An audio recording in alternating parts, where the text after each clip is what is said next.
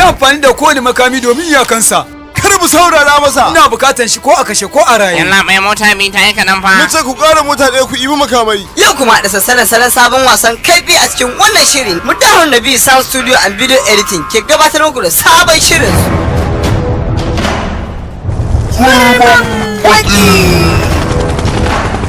Kurman baki shiri ne da ta tattara dukkanin wani nau'in fada, caskale, maske, suburbuda, sambada. Wannan shiri ya samu ingantacciyar fasara ne daga Mutahun Nabi Sound Studio.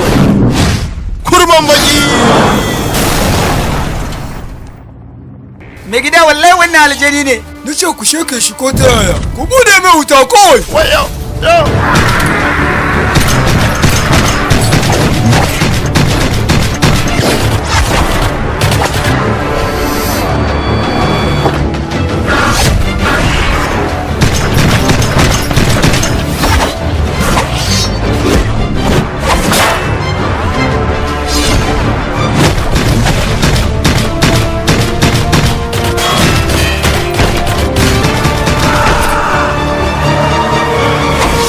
Kurman baki.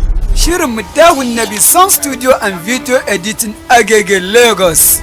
Yana nan tafe.